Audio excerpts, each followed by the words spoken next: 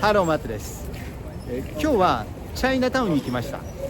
でニューヨークに旅行に来てチャイナタウンちょっと覗いてみたいなと思いませんか？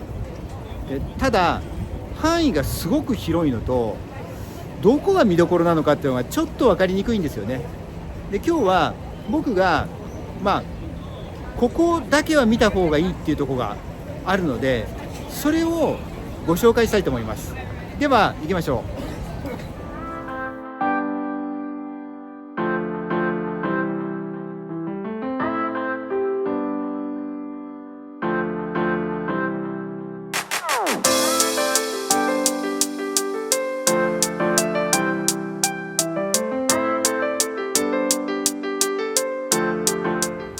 まず街歩きの前にこの場所モカで、ここは中国の方がアメリカに渡ってどんな歴史を歩んできたかっていうのが学べる場所です。でネーミングがいいですよね。モカでモマに多分ねかけてると思います。だからモマがミュージアム・オブ・モダンアートでモカがミュージアム・オブ・チャイニーズ・イン・アメリカだと思います。で僕は、仕事で出会った方々のそのふるさととかそういうのもね調べるの好きなんでこういうとこね来てます。なのでもし時間があったらちょっと足を運んでみるのもいいと思います。では、街歩きの出発点に行きたいと思います。今ね本当のスタート地点に向かうところでマルベリーを渡りました。でちょっと映しますね、このカナルとマルベリーのエリアを。こ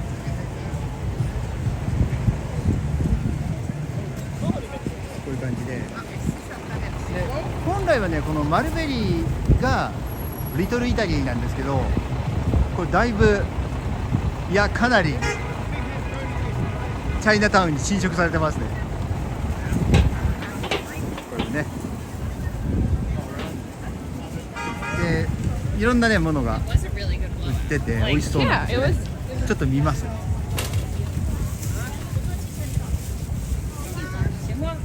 こういうのを見ながら歩いてるだけでも楽しいですよね。なのでここにね来るとね元気をもらえますね。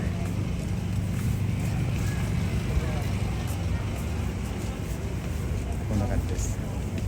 でちょっともう一回カナルに戻りますね。でカナルをバワリーの方に今歩いてます。でこの辺もね映ってますよね。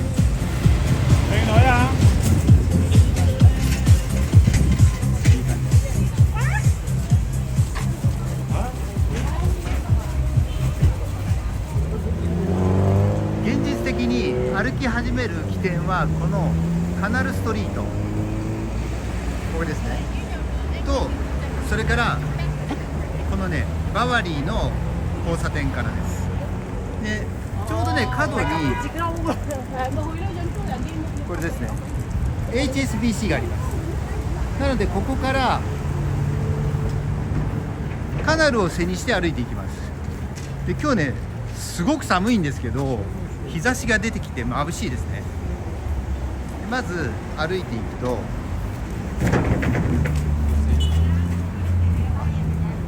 ちょうどねすぐのとこにホテルがあるんですね。でこのホテルが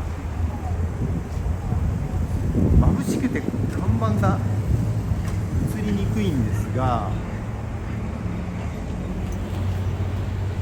これです。ホテル50バワリーで、ここね僕泊まったことあるんですけど、すごくね快適なのと、あと中のアメニティがねチャイナタウンらしいですね。なのでおすすめです。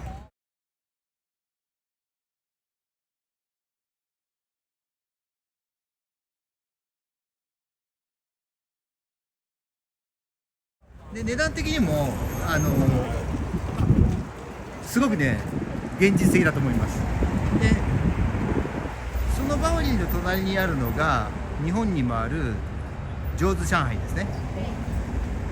日本に銀座にもあるし池袋にもあるかな。なので結構並んでるの中で並んでますね。で上手上海があって、でそのまま歩いていきます。でこのチャイナタウンの北限がまあもともとはカナルストリートなんですね。で西側がこの僕の左手のこのバワリーです。なんですけどどんどん増殖してって、なんかね巨大になってきましたね。で世界最大のチャイナタウンですよね、ニューヨークのチャイナタウンで、次がこのねベイヤード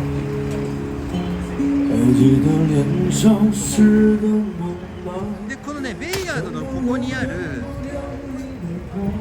ここですごい人気です。グレートニューヨークヌードルタウンなのでここねおすすめです。でそうだな、こっからベイヤードの方に入ろうかな。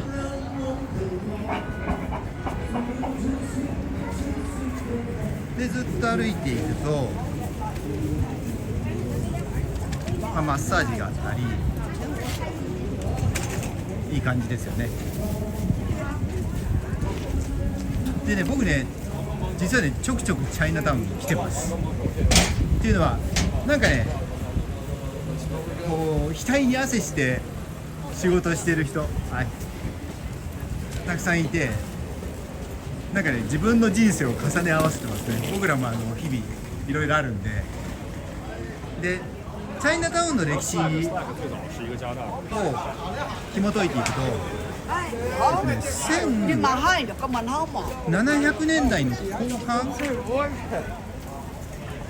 からかな、入植が始まったのは。だから今でね約240年中国の方がニューヨークに来て、なので4代目とかそれぐらいですよね。すごいいろんなもの売ってますよ。だからもうしっかりこちらに根ざしてというか、生きていってるんですよね。でこうね見ていくと周りを結構ね行列できてるんですよね。なのでこうね時々やっぱりね来てみたいくなっちゃうんですね、僕も。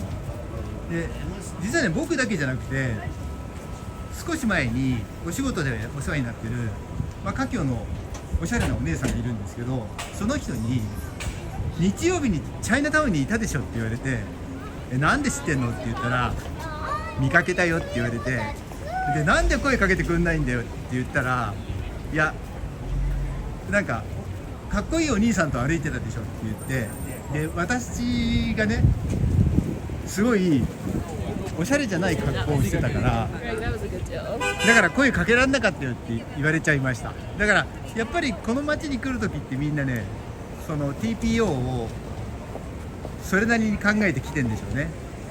これねぐるーっと今ね映してます。でこの交差点はベイヤードとモットで、僕が思うチャイナタウンっていうのはこのモットストリートが中心なのかなと思います。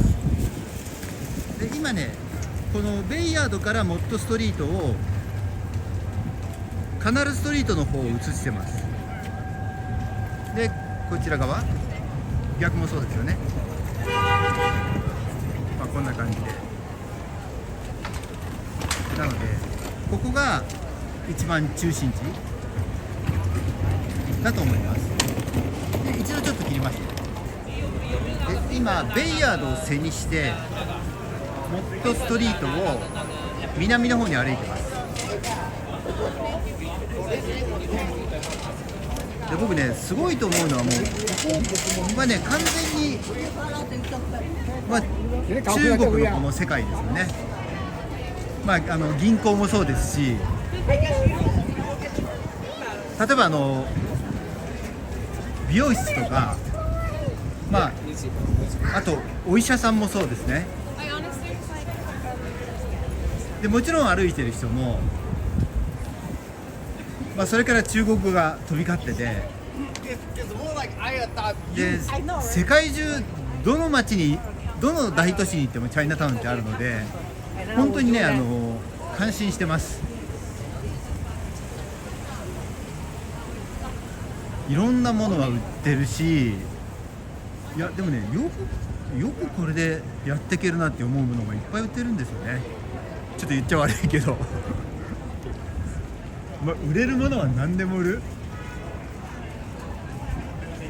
もうね、たくましいです。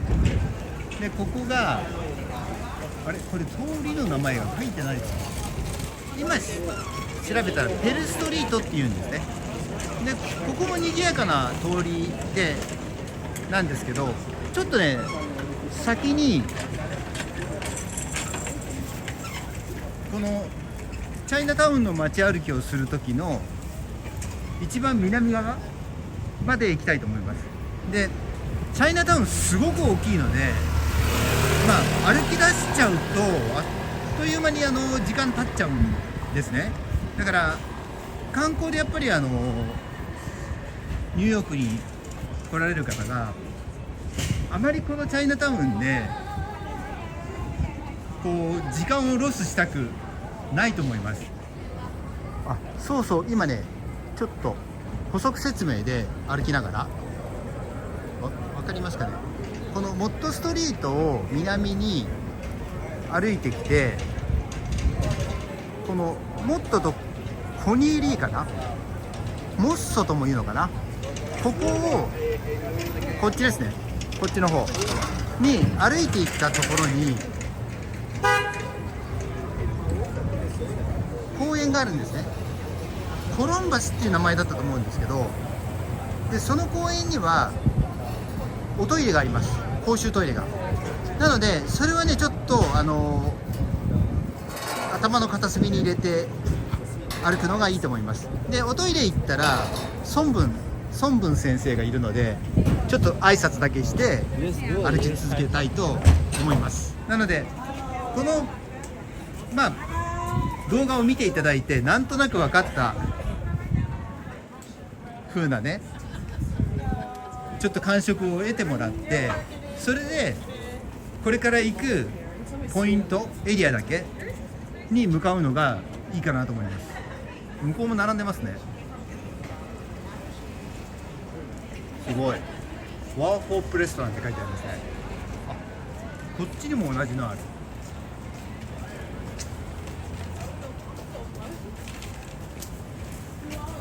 たくさんお店ありますね。でもヌードル多いかな、この辺は。でこのまま進むと、そうだからやっぱり何回かニューヨークに来てる間にちょっとチャイナタウンも覗きたいと。だけどで一番この南の方まで来ちゃうとあっという間に時間をロスするんで、そういう意味ではちょっと効率よく回りたいですよね。でシティバンクがあって、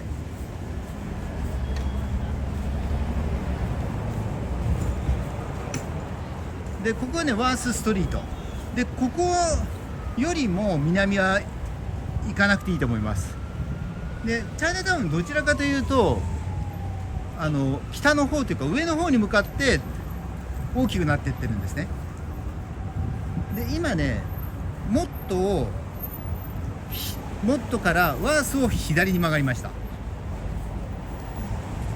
で、ずっと歩いていくと、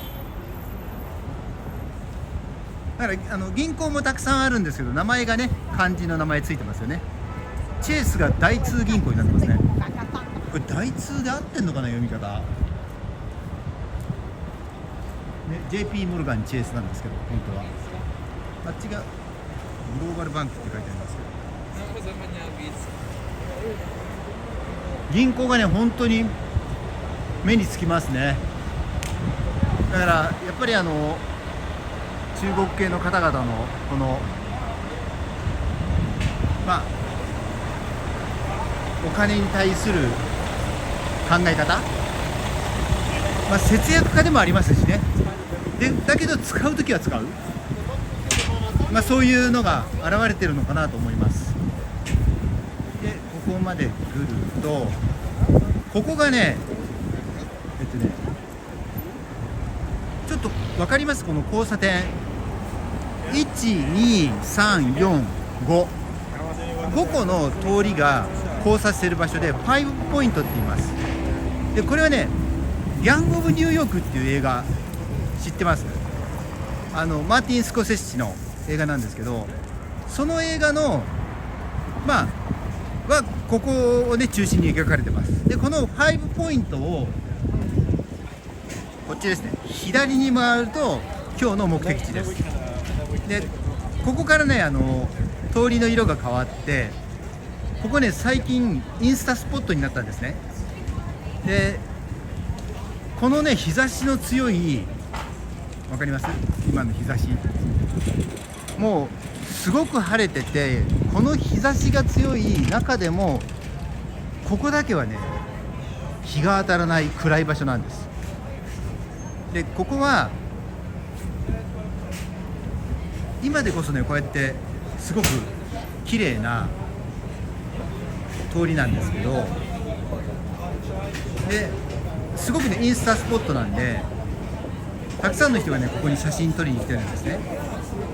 だけどこの道はすごいね殺人事件が多発した場所です。ここがねギャングの抗争、中国系の2つの大きな組織の抗争の中心地で、その名をねブローディーアングルって言うんです。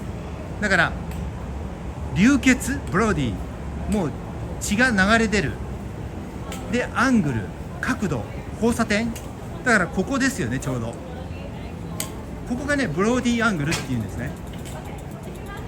でここもね連日写真を撮ったり、今ちょうどツアーの方が説明してますね、このブローディーアングル。だから日本ではねあまり知られてないんですけど、すごい観光スポットです。でこの今説明している一番のここですね、この場所のちょうどね向かいにあって、ここもね今行列してますけど、ここがね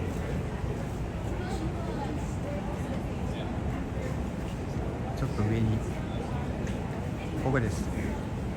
ノンワーティーパーラーで、ここがマンハッタンで最古の小籠包屋さんです。で1920年にオープンしたというふうに中のねメニューに書いてあります。でここのね写真中のあるので後で入れておきますね。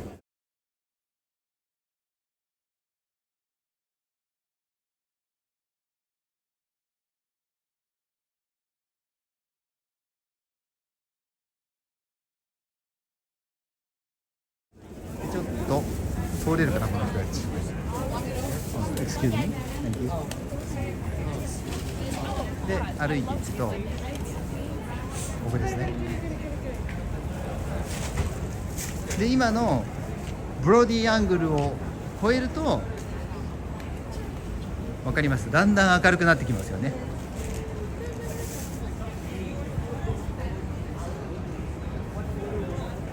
こういう感じです。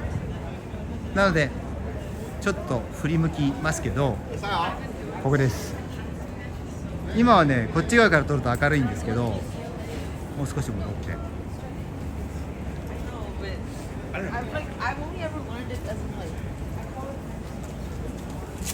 このねすごく短い、車も入れないこの通りでもすごくね長い、そして暗い歴史の舞台です。で今日はチャイナタウン、世界最大のチャイナタウンの中で、観光で来て、そうですね、それほど時間を使わずに、楽しむにはこのルートだっていうのをご紹介しました。で、僕のチャンネルでは、仕事の合間にこのようなビデオを作って、皆さんの旅行の参考になればと思います。では失礼します。